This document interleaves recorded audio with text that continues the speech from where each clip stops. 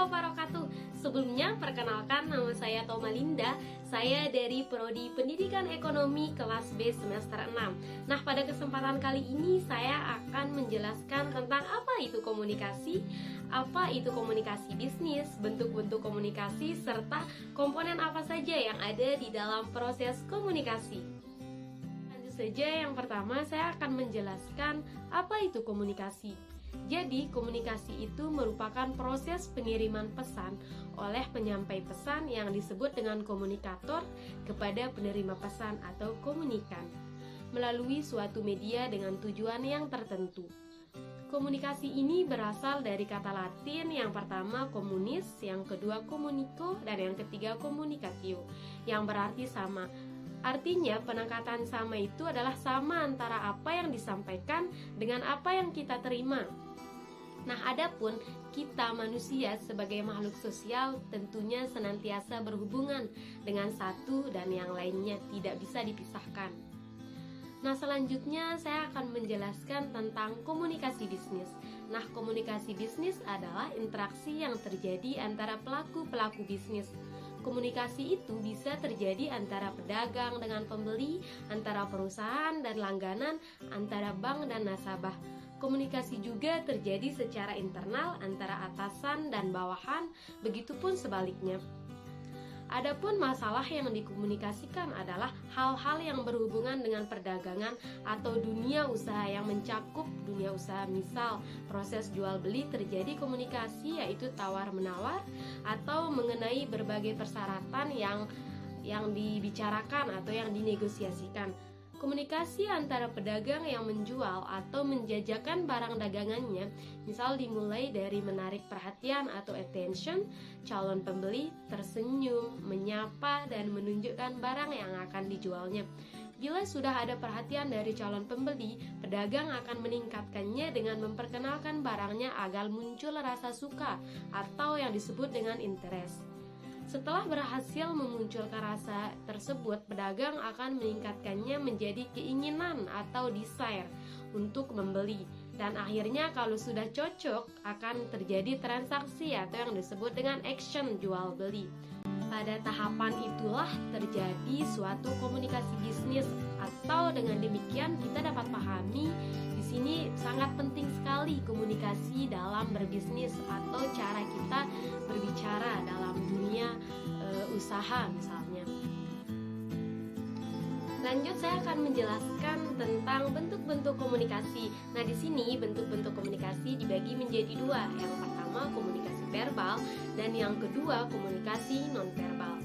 Yang pertama nih, komunikasi verbal. Komunikasi verbal ini adalah komunikasi secara tertulis atau lisan. Komunikasi terbanyak dilakukan adalah secara verbal. Karena kenapa? Karena lebih mudah menyampaikan segala ide, kehendak, pemikiran ataupun pesan. Nah, di sini diharapkan segala pesan itu cepat dan kita itu mudah menangkapnya.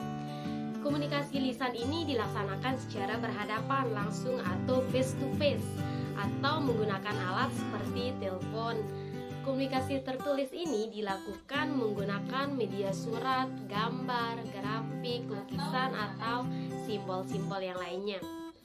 Komunikasi lisan sangat erat kaitannya dengan bahasa. Kenapa? Karena di sini banyak sekali yang bertanya dari mana dan bagaimana manusia memulai berbahasa menggunakan simbol suara yang bisa diterima dan dipahami oleh lawan bicara tersebut.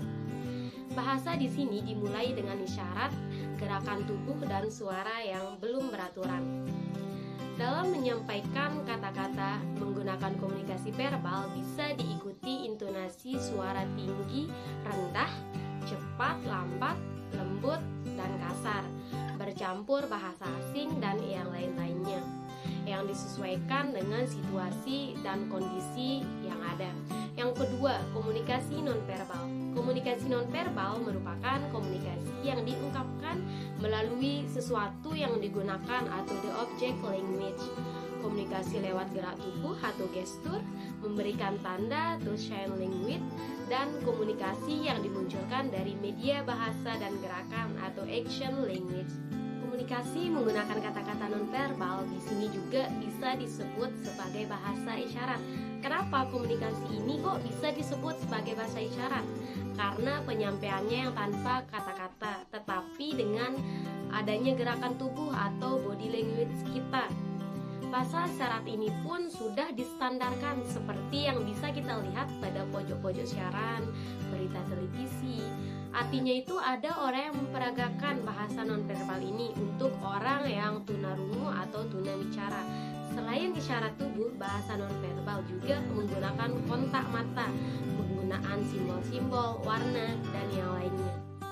Selanjutnya saya akan menjelaskan tentang proses komunikasi. Proses komunikasi di sini merupakan unsur yang terpenting dalam menentukan berhasil atau tidaknya proses penyampaian pesan dari komunikator kepada komunikan yang menjadi tujuan utama dari komunikasi yang dilakukan.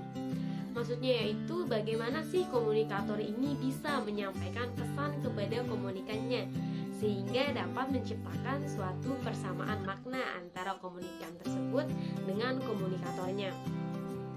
Proses komunikasi ini pun bertujuan untuk menciptakan komunikasi yang lebih efektif atau sesuai dengan tujuan komunikasinya.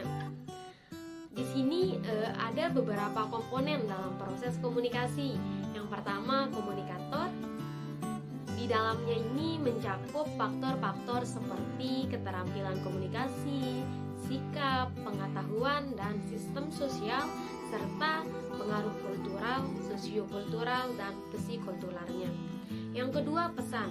Pesan di sini yang dimaksud yaitu yang disusun dengan elemen, isi, struktur tertentu yang merupakan hasil transformasi dari pikiran atau gagasan perasaan dalam proses encoding yang dilakukannya.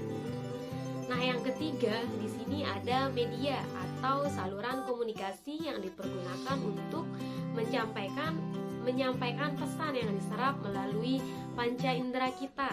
Nah, yang keempat ada komunikan. Di sini yang di dalamnya terkandung faktor-faktor seperti apa yang ada pada komunikator tersebut.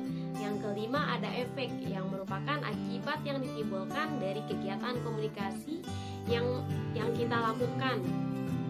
Atau di sini dirumuskan sebagai perubahan atau peneguhan sikap, pendapat, dan perilaku.